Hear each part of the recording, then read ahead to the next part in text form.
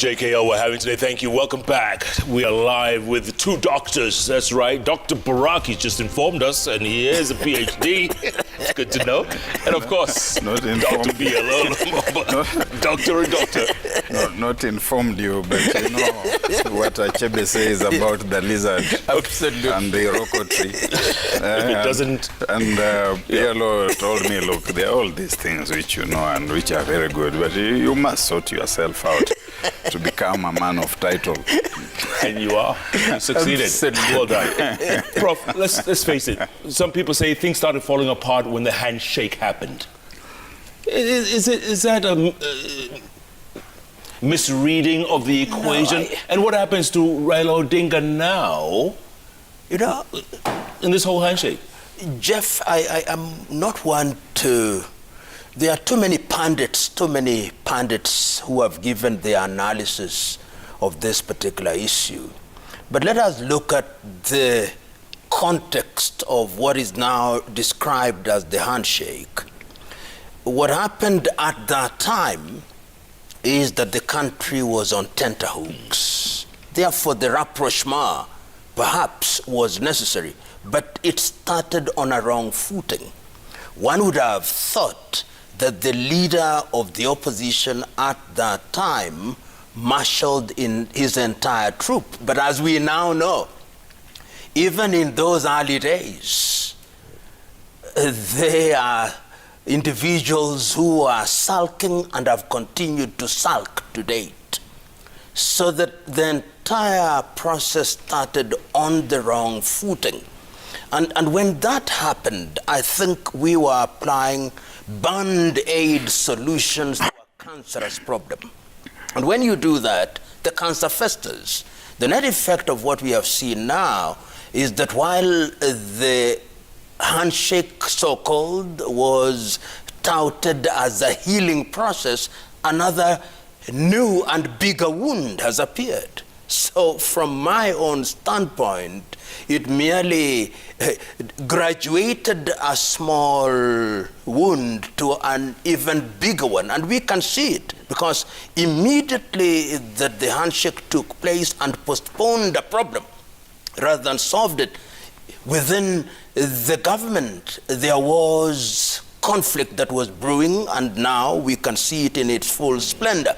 And the country has been paying for it for the last 4 years. As Barak said a little earlier, this country has been engaged in wars of different intensities. And what we have seen is the indiscipline in government. What we have seen is the intensification of negative ethnicity. What we have seen is the theater of the absurd that you've talked about. What we have seen is preparation for an election 4 years in advance. People have been on a campaign trail since the year 2017. And our economy, tomorrow, the Treasury will be announcing the rebasing of the Kenyan economy. And they may very well say that our economy is 100 billion GDP, a lie. This economy has shrunk, and there is evidence everywhere. And I attribute this to the squabbling within government. And that is a tragedy of gigantic proportions. But we also warned ourselves that we don't want to be wallowing in the sea of lamentation without prescribing what it is. Let us now ask ourselves, what have we done as a people? What have we done in order to ensure that we set a new agenda? One of the things that makes me most unhappy is the print media in this country. If you read the print media from January now to now, you will discover that the headline has been the same thing for more than 90% of the times. They don't set agenda, as Barak will articulate a little bit more. They don't set agenda. They don't talk about what we ought to do in agriculture. They don't talk about what we ought to do in manufacturing. They don't talk about the things that we ought to do in the East African region. As I speak to you now, the port of Mombasa is losing out to the port of Dar es Salaam. As I speak to you now, businesses are being set up in Kigali, in Rwanda, and not in Nairobi. As I speak to you now, we are losing the things that were naturally ours. And this is attributable to a leadership that has been gripped by myopia. It is attributable to a leadership that is bent on pursuing political power for its own sake.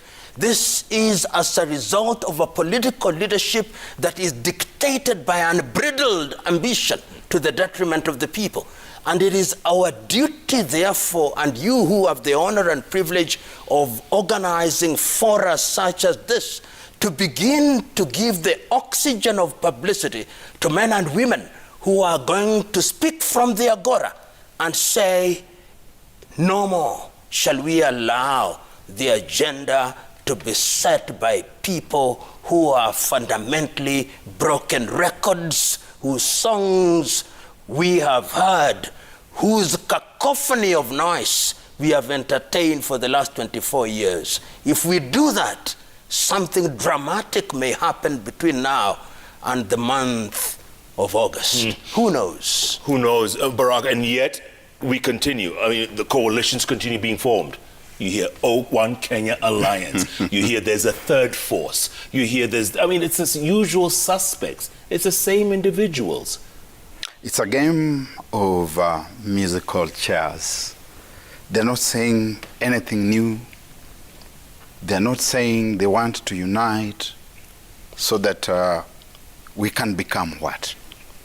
You hear people saying, I'm the best for president. Make me president. But they're not telling you what they will make you after you have made them president. Another one wants to become governor so that you can become what? Another one wants to become senator so that the citizen becomes what? But the citizen is caught up in a long night of slumber. And it behooves us in certain key and critical institutions to wake up this citizen.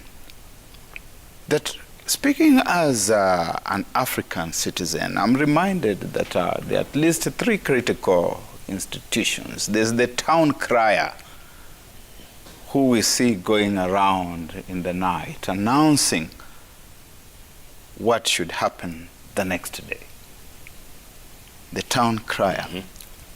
The media is the latter day town crier. And the town crier is held in very high esteem globally, to the extent that Cromwell coins the notion of the fourth estate and says, and they more powerful than all the rest. Are we using that opportunity to set agenda? Because the town crier is the trailblazer, the bearer of the torch, who must show us the path. And when we get lost, the searchlight must come back to the path and tell us that is where to go. But then we also have the custodians of the shrine, and who quite often get lost. And when they get lost, they must also be called back to order by the town criers that they are lost. They have lost direction, and the sheep and the people with them. The academy is lost.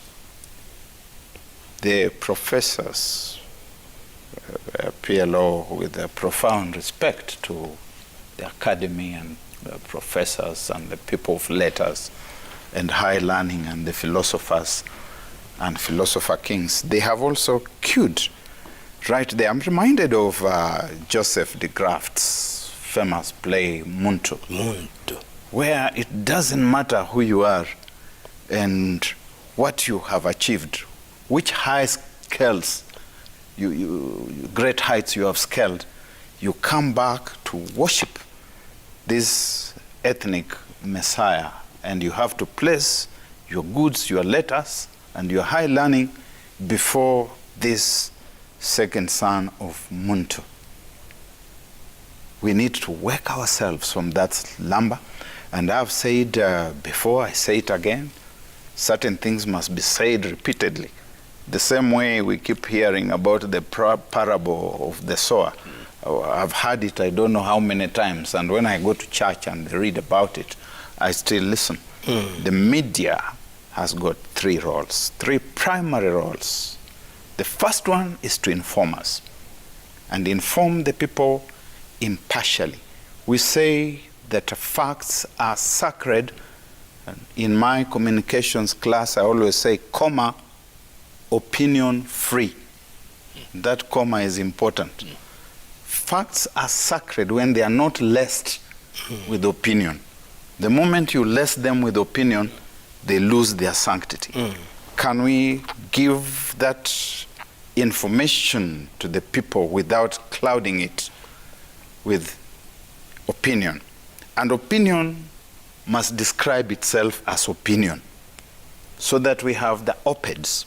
And we are using them for the valuable purpose of helping the society to move 1, 2, 3 more steps in the right direction. But finally, and most critically, is agenda setting. That all these people may do everything that they are doing. And if we think that they are taking the country on the wrong course, we forget about them. We cannot be lamenting about what we are calling the grand super spreaders, but we are following them with our cameras. They know that we are going to follow them with our cameras, and that is exactly what they want. There are people in this country who will not begin a meeting, who will not start reading the document that they have before they have seen these TV cameras. They will serve tea, they give you mandazi, and people will be kept waiting until they see these cameras. Keep away these cameras from these people and take them to more useful things. That is agenda setting. Tell Kenyans that what we want, the country we want, is a country of such and such a description. And let Kenyans therefore find the leaders that fit in those prisms, regardless of whether they have money or they do not have money. Yeah. Because like Obama said, yes, we can. The pulpit must be redeemed, because I think we have got a lot of pretenders now owning the pulpits. All right, gentlemen, let's discuss going forward. Prof, going forward, what do we need to do? Going forward, I think there are a number of things that we as a nation must do. I think this is the point in time that we must go back to the basics. We must ask ourselves what it is that we must do to make Kenya secure. And I say this in the context of what we are seeing in Laikipia. I say this in the context of what we are seeing around the country and the insecurity. And we must therefore ask ourselves, what are the kind of men and women that we are putting in those places? We must ask ourselves what we are doing in our education sector. What kind of men and women are we putting in those positions? What are we doing about our agriculture now that the president has declared drought to be a national disaster? What are we doing about our borders? What are we doing about unemployment? What are we doing about the businesses that have suffered during COVID? What are we doing about our health system that is still being weighed down by the COVID reality? And when we ask those very practical questions, then we recognize that politics becomes a very important ingredient or instrument in solving these things. I always love these opening words in the American Declaration of Independence because they transcend all societies. We hold this truth to be self-evident, that all men are created equal, that they are endowed by their Creator with certain alienable rights, that among these are life, liberty, and the pursuit of happiness, and that it is for this reason that governments are instituted amongst men to do certain things. And that therefore calls into question how we play our politics. Right now, we have campaigns that are going on full throttle. At a time when no seats have been declared vacant. I've not heard the IEBC declaring the office of the president to be vacant. Have not the IEBC declaring that the gubernatorial seats are vacant? Let the country go back and address fundamental issues. When the seats are declared vacant and the campaign period is then set, then let us begin to campaign. But for the moment, we must move in the direction of sanitizing our politics. We must move in the direction of ensuring that we re-inject discipline in government. President Kenyatta is leaving office. He's not going to ask anybody for his vote. As a citizen of this country, what I'm asking of my president, the buck stops at you. Come out. Address your nation. Tell your ministers, I want discipline. Tell the opposition and parliament, we want discipline. Instruct your people to do what is in the best interest of the country, so that in these last days of his presidency, he is remembered as a president who, in the midst of a pandemic and difficulties, restored discipline. As a president who, when the country was going awry, was able to come back and hold the reins. As a president who then midwifed in an impartial way a process which produces a leader whom the people have chosen in a democratic process. That is to the political leadership. To we, the people, and Baraka has talked about the academy. The academy must now rise up. We have over 68 universities. I want to hear UASU and other bodies, beyond speaking about their salaries, talking about the state of the nation. I want to hear the trade unions talking about the state of the nation. I want to hear the churches and the mosques and temples talking about the state of the nation. I want to hear the private sector talk about the state of the nation. Because if the politicians succeed in messing up our country, and they are trying very hard to mess it up, all of us will drown. It is now that we can stop them. There is time, and it can be done. And history has demonstrated not once, not twice, that the institution of the presidency can do it.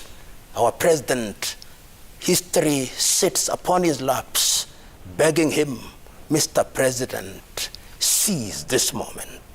How I urge him to seize it. If I could use your Latin words, carpe diem. Carpe diem. How's that? Yeah, but the days are ending. Of course, it's got to cut it, chop it off one at a time. But His Excellency, the President, is also headed into the lame duck season. And that hiatus that he has is a very short one. It's a very small, limited gap, because that window is closing. When you see the defiance within his own fraternity, it's an indication that he doesn't have such a long distance to run.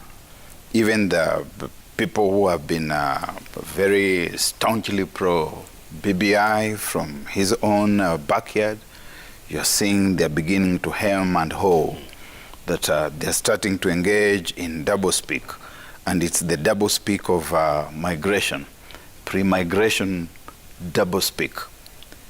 Such that if for a moment he just forgot a little bit about this thing of it is so and so, such and such an individual that should succeed me, and focused a lot more on it is this kind of person, or it's this kind of country that I want to lay the foundation for. Because he has already lost 4 years. These past 4 years have been a wasted season of internecine, intra-jubilee wrangles. You asked about the handshake. I think the handshake was the catalyst where Mr.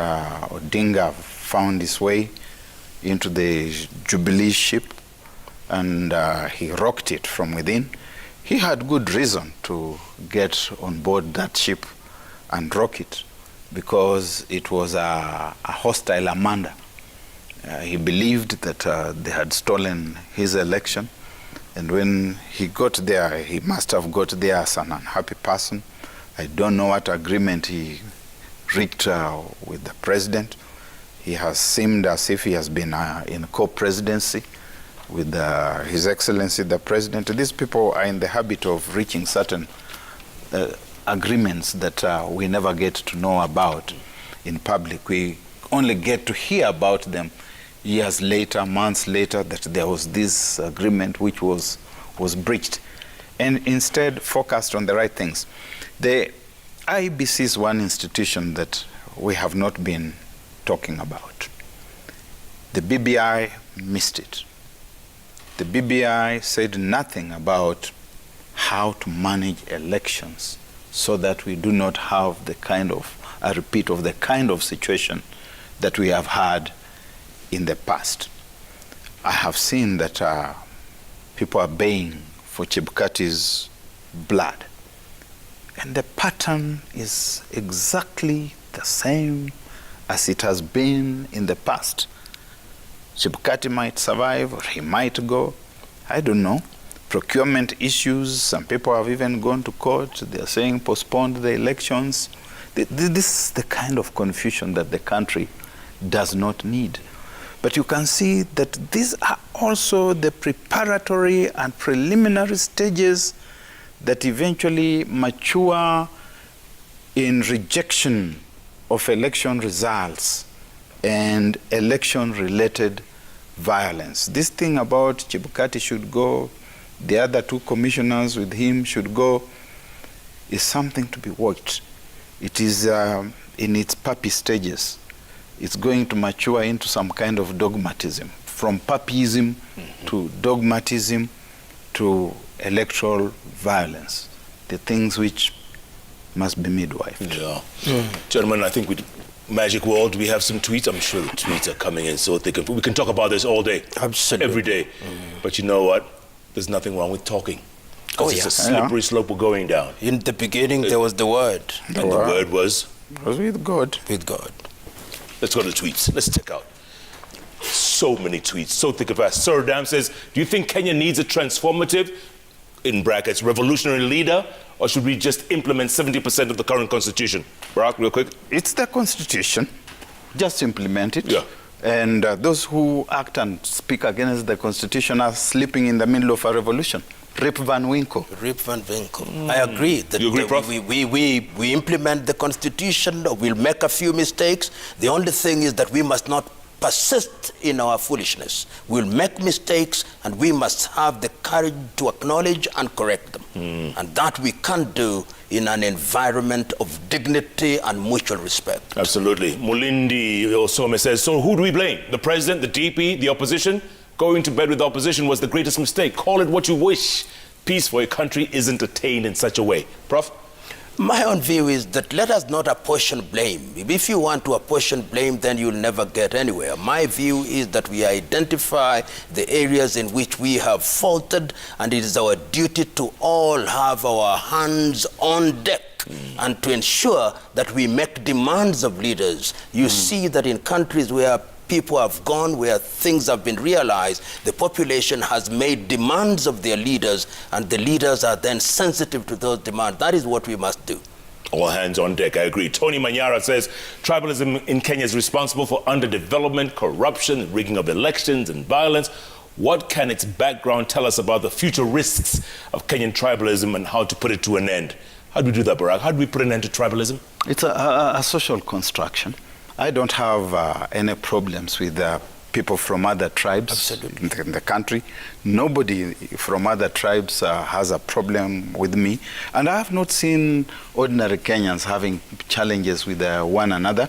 It is that clique at the top which has created that particular construction, social construction, for its own benefit. Yeah. You know, the tribe is something that is manufactured, and tribalism is used by the selfish and myopic politician for short-term political gains. Otherwise, unity in diversity is our strength as a people.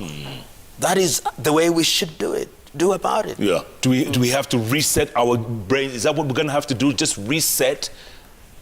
This kind of engagement that we are in is part of the education. You can, somebody is asking, we talk about the CBC and the new curriculum. Right. One of the things that I have a problem with in this country is that we have stated in our constitution and in the instruments within the region that we are working towards an East African integration. And we said it at the very beginning that if you want to integrate, one of the things you want to do is to harmonize your education system.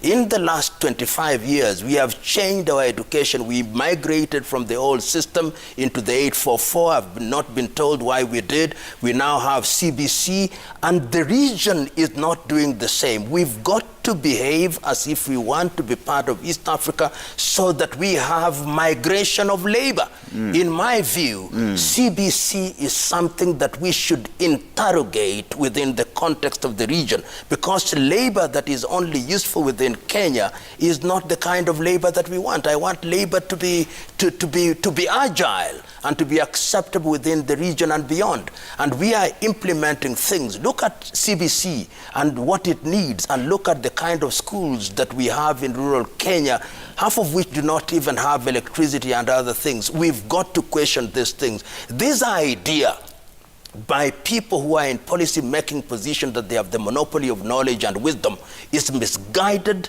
It is the shortest avenue to chaos and confusion. And CBC must be interrogated. If you talk to professionals, they'll tell you that those in policy-making decisions simply rammed it down their throats, and they were told this is the way to go. Now we are learning on the go. Not good.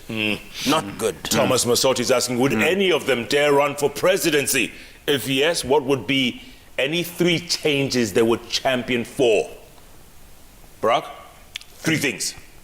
First of if you were to run. First of all, this country doesn't vote for people like me, and therefore I would not offer myself for electoral politics. Meaning what? Intellectual?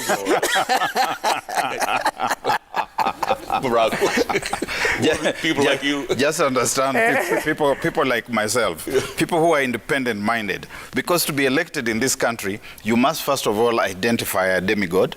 You must kneel and prostrate yourself before that demigod. And sometimes you must take your wherewithal before that demigod. And you must even send messages to editors in media houses like this one and tell them that if you joke with so-and-so, we are going to sort you out. I'm sure you are familiar with those kinds of things. I have got neither the ability nor the proclivity to worship a human demigod. I only worship God.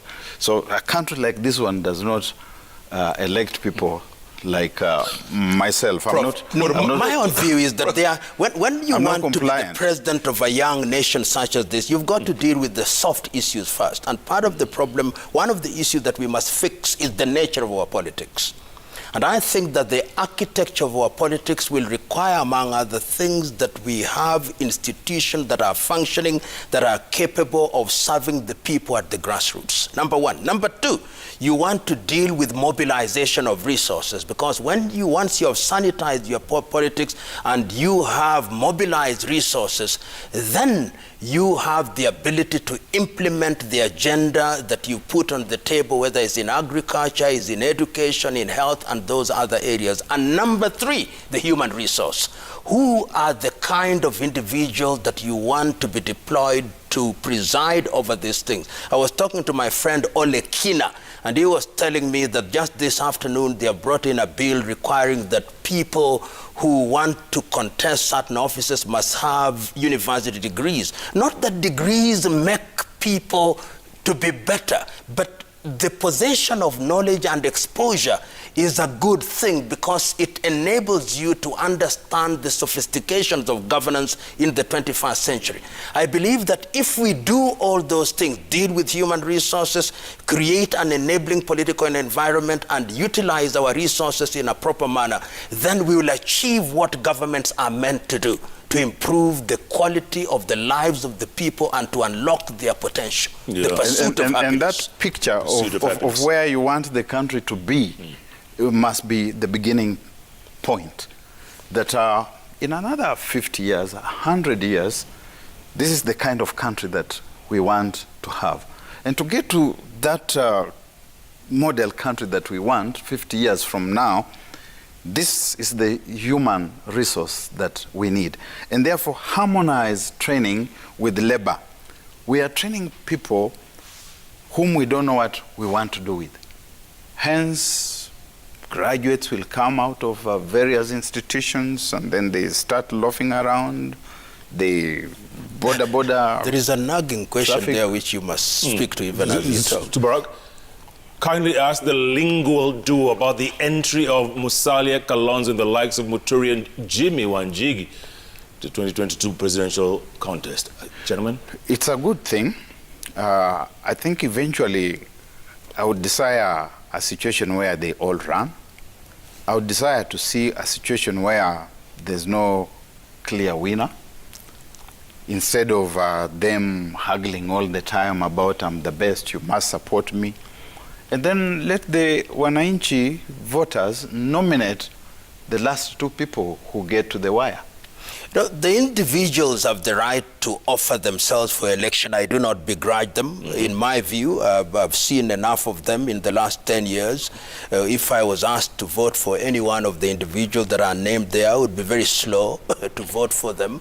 Because I would be very slow because I've seen them serve as cabinet ministers. I've seen them serve in different capacity in the government, and they do not inspire my confidence. But people are capable of changing. If they change and they are capable of demonstrating that they can deliver, then it is the duty of Kenyans to consider, to weigh them on the scale, and if they find them worthy, to then give them the opportunity to serve. But one of the things that I've realized is that the ballot box is not a magic box that converts people suddenly. So that is the caveat that I would put on the table. And I see somebody wants us to talk about the BBI. It's sub judice. So there is a sense in which we must be very slow to look at the merits of it. But I want to say something without offending the rule of sub judice, that there is no constitution in the world that does not lend itself to amendment at any one time in its life. The only thing that I want to say, and this is a view that I've articulated before, is that the BBI, as it was conceived and marketed, was dead on arrival. It was a process that was not commenced in accordance with the Constitution, and I'm now happy that the High Court has made that finding and the Court of Appeal has made that finding, and those who have aggrieved have found it fit to go to the higher court. Let us wait for the higher court to pronounce itself on that issue, and once they have, we shall then have the occasion to unpack the judgment that will be delivered. Part of the discipline that I'm talking about is to recognize the rule of sub judice. Yes, and an opinion nonetheless is important and critical, especially about the so-called eternal clauses, those which we cannot amend. And I've seen that that's one of the reasons we are going to the Supreme Court. I want to believe that the Constitution of Kenya has clauses that are eternal, that cannot be amended. For example, we can't say that we want to amend the Constitution so that we become a monarchy, a constitutional monarchy. Our Constitution says that we are a Republican institution, a Republican entity. We are a constitutional democracy. And if you're going to say, let us change, let us amend so that maybe we now have a monarchical system of government, I think that would be a very retrogressive kind of... We will reserve that debate. I do not believe that there are eternal clauses, but I believe that there are certain basic structure issues. But we'll debate that a little bit more elaborately on a different occasion. Let's come back. All right, gentlemen. Thank you. Closing thoughts. Let's get some closing thoughts. Barack, let's start with you. Closing thoughts going forward. Yeah, I think we are in a very delicate moment. And my plea would go to the alpha political class, as I call it, that it needs to slow down. If it doesn't slow down, it's going to take this country down to the abyss. Because the things that they are saying to one another, the things that we are seeing them do, we begin seeing them percolating downwards. And as they cascade downwards, they start getting to their less sophisticated supporters. And you start seeing the kinds of things that we witnessed over the weekend. The stoning of the deputy president's motorcade. I think it's completely unacceptable. They started experimenting with stoning the former prime minister's motorcade somewhere in Kasarani. They got away with it. They have become bolder. They have stoned the deputy president. They have gotten away with it. I'm very worried that the next thing we are going to see is somebody actually being foolish enough to attempt to stone the presidential motorcade. I've seen an individual even disrupt the presidential motorcade only earlier this year. Certain institutions are sacrosanct. It doesn't matter whether you like the individual who is there or not, whether you agree with them or not, whether you like President Kenyatta or not, Deputy President Ruto or not, whether you like Raila Odinga or not. Give them that space. Let us have conversations of this kind. Let us agree to disagree, but let us not take that route. Absolutely. Prof, you get the last word. But my view is that we must sanitize our politics. We must introduce discipline in our politics. We must tell the politicians that they are exposing this country to grave danger. And we should ask constitutional institutions that have been created to begin playing their function. The National Commission on Cohesion, I want to hear their voice about the ethnic venom that is being spewed around. The Commission for Human Rights, I want to hear their voices. The churches and the mosques and all Kenyans of goodwill, this is the time to remind the political class that if we continue on this trajectory, then we are exposing our country to mortal danger. To the population, don't allow yourself to be manipulated by your ethnic kingpins. If one is from your tribe and they become president, they'll not become president of your tribe. They'll become the president of the Republic of Kenya. What we want is service delivery. And to the president of the Republic of Kenya, history is beckoning. In the month of August, after the 9th day of August, a week from that, you will not be the president of this country. Historians will be looking back and they will ask, when you had the chance, did you secure the country? We are asking you, move now and say what other leaders have said before. The buck stops with you, and Kenyans of goodwill will support you in that quest. And to the politicians, lastly, during this COVID, please just respect people's lives. You love votes. You need their votes. Don't expose them to premature death through your recklessness and unbridled ambition. Thank you.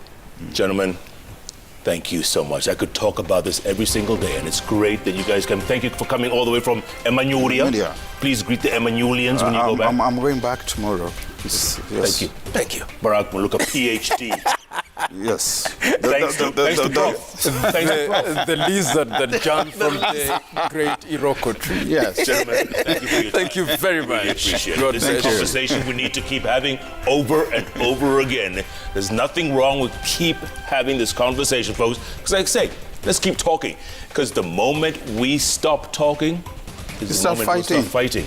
And Absolutely. you do not want to go down that slippery slope. Thank you. Thank you. Thank you, gentlemen. Thanks so much for joining us, folks. Again, spread the word about this particular show. Play it over and over and over again. Thank you all. Good night. Good luck. God bless you all. God bless, gentlemen. Thank you. Thank you.